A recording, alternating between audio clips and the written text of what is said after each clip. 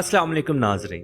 बेहद खुशी की बात यह है कि अल्हम्दुलिल्लाह गजा में जंग को रोक दिया गया है और तमाम लोग इतने खुश हैं कि इनके जज्बात को देखकर इंसान बेसाख्ता रोने लग जाता है।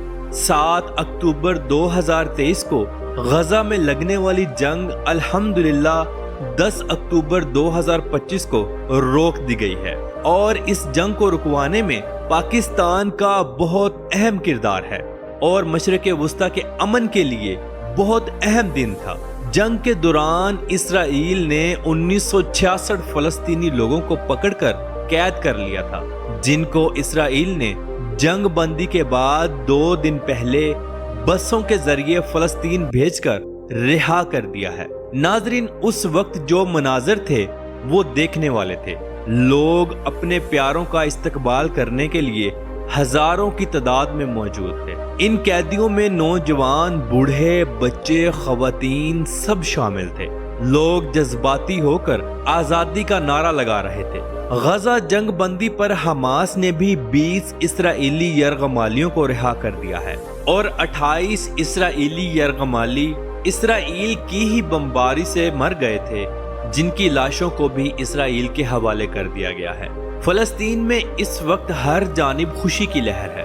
लोग वापस अपने घरों की जानिब आ रहे हैं, लेकिन अफसोस की बात यह है कि गजा में 90% घर तबाह कर दिए गए हैं। सिर्फ चंद एक घर ही महफूज हैं। ये जंग पाकिस्तान, सऊदी अरब, कतर, मिस्र, दुबई, कुवैत और तुर्की की भरपूर कोशिशों से रुकवाई गई है, जिसके लिए तमाम मुल्कों के लीडरों ने अमेरिका के सदर डोनाल्ड ट्रंप से बेशुमार दफा रिक्वेस्ट की, जिसके बाद ये नतीजा निकला। ये तो आप और मैं हम सब जानते हैं कि इसराइल के पीछे सिर्फ अमेरिका की सपोर्ट है, जिसकी वजह से वो दुनिया के किसी भी मुल्क के साथ पंगा ले लेता है। नाजरीन, ये बात तो आप भी जानते हैं कि इसराइल ने ये जंग आर्जी तौर पर रोकी है। कोई पता नहीं कि कब ये दोबारा जंग शुरू हो जाए, क्योंकि ग्रेटर इसराइल जो है वो एक दिन बनना ही है, जिसकी पेशन गोई हम सब के अजीज काबिल एहतराम मरहूम डॉक्टर इसरार अहमद भी कर गए हैं और इसराइल के सदर नेतन्याहू ने भी ग्रेटर इसराइल का नक्शा बनाकर दुनिया को दे दिया है, जिसको देखने के बाद सऊदी अरब और दूसरे अरब मुल्कों ने गुस्से का इजहार भी किया था, क्योंकि ज्यादातर अरब मुल्कों का रकबा ग्रेटर इसराइल में ही आ रहा है। खुशी की बात यह है कि लातदाद मुमालिक फलस्तीन में खाने पीने और दूसरी जिंदगी की चीजों को पहुंचाने की तैयारियों में लग गए हैं। बहुत सारे ट्राले अल्हम्दुलिल्लाह गजा पहुंच चुके हैं, जिनके अंदर रहने की, खाने पीने की तमाम एशिया मौजूद हैं। लेकिन क्या करें कि अवाम ज्यादा है और राशन बहुत कम है। इंशाअल्लाह अल्लाह के घर पूरी उम्मीद है कि अब गजा में अमन हो जाएगा।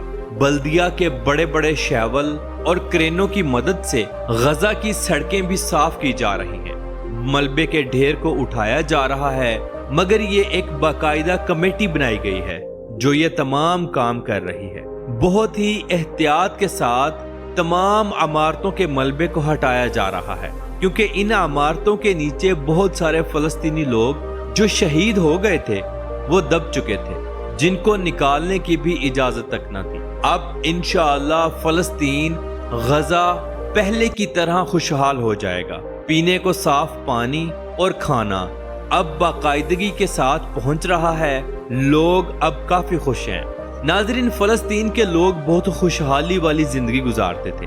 गजा के मुसलमान भी हर लिहाज से महफूज थे, मगर जैसे जैसे वक्त गुजरता गया इसराइल अपने रंग दिखाता गया।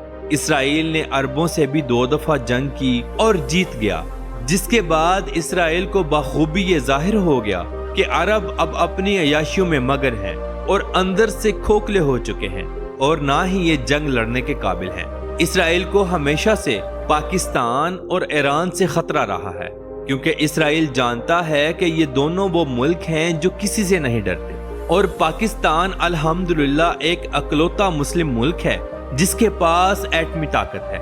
नाजरीन, ग्लोबल समोद फ्लोटेला की जो 50 कश्तियों को इसराइल ने अपनी हिरासत में लिया था, عالمی برادری کا یہ کہنا ہے کہ اسرائیل ان تمام کشتیوں کو اور سامان کو باحفاظت فلسطین کے لوگوں تک پہنچا دے اور کشتیوں کو واپس بھیجے، مگر ابھی تک اسرائیل نے اس بات پر عمل نہیں کیا۔ ہاں، البتہ جو لوگ ان کشتیوں میں سوار تھے ان کو اپنے اپنے ملکوں میں ڈپورٹ کر دیا گیا ہے۔ پاکستان کے سینیٹر مشتاق احمد بھی تھے جو چند دن پہلے ہی پاکستان پہنچے ہیں، جن کا عوام نے شاندار استقبال کیا ہے اور بے پناہ عزت بخشی ہے۔ سینیٹر مشتاق احمد کے استقبال میں ہزاروں لوگ ایئرپورٹ پر اکٹھے تھے جو پھولوں اور ہاروں سے ان کا استقبال کرنے کے لیے بے تاب تھے۔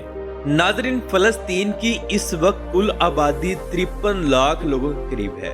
اسرائیل نے 2 سالوں میں فلسطین کے 62,614 لوگ غزہ کے اندر شہید کیے، جن میں ابھی بھی سینکڑوں لوگ تباہ ہونے والی عمارتوں کے نیچے دبے ہوئے ہیں۔ ان کے علاوہ 1139 لوگ وہ شہید کیے جو اسرائیل کے اندر رہ رہے تھے۔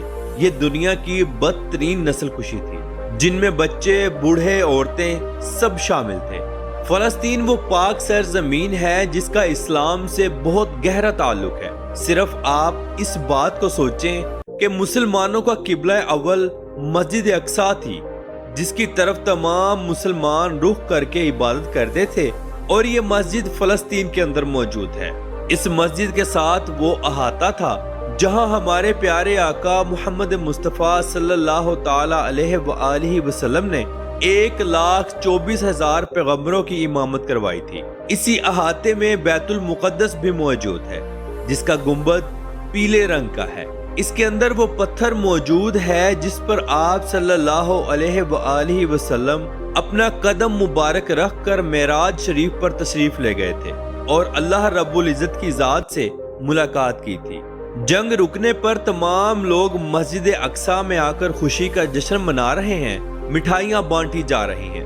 چلیے اب میں آپ کو بتاتا ہوں کہ کتنے نبی اللہ تعالیٰ نے فلسطین کی سرزمین پر بھیجے، جن کا تذکرہ اکثر ہمیں ہمارے علماء کرام سے سننے کو ملتا ہے۔ نمبر 1، حضرت ابراہیم علیہ السلام، حضرت اسحاق علیہ السلام، حضرت یعقوب علیہ السلام، حضرت یوسف علیہ السلام، حضرت موسیٰ علیہ السلام، حضرت داؤد علیہ السلام، حضرت سلیمان علیہ السلام، حضرت ہارون علیہ السلام، حضرت یونس علیہ السلام، حضرت زکریا علیہ السلام اور حضرت عیسیٰ علیہ السلام۔ یہ تمام وہ نبی ہیں جو اس سرزمین پر بھیجے گئے تھے۔ حضرت یعقوب علیہ السلام کی قوم کو بنی اسرائیل کہا جاتا تھا۔ آج جس جگہ اسرائیل نے قبضہ کیا ہوا ہے اور اپنا ایک الگ ملک بنا کر بیٹھا ہوا ہے، یہ سارا علاقہ فلسطین کہلاتا تھا۔ دوسری جنگ عظیم سے پہلے یہ ایک ہی تھا۔ ان تمام پیغمبروں کے مزارات آج بھی فلسطین کی سرزمین پر موجود ہیں۔ یاد رہے کہ بہت سارے صحابہ کرام علیہم رضوان کے مزارات بھی فلسطین اور اسرائیل دونوں میں موجود ہیں، جن میں حضرت معاویہ رضی اللہ تعالیٰ عنہ، حضرت شرحبیل رضی اللہ تعالیٰ عنہ اور حضرت عبداللہ ابن عمر رضی اللہ تعالیٰ عنہ کے مزارات بھی یہی موجود ہیں۔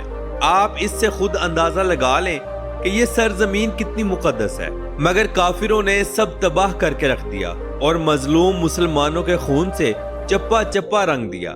اللہ تعالیٰ تمام مسلمانوں کے دشمنوں کو نیست و نابود کرے، آمین۔ جنگ سے پہلے فلسطین کے لوگ بہت خوشحال زندگی گزار رہے تھے۔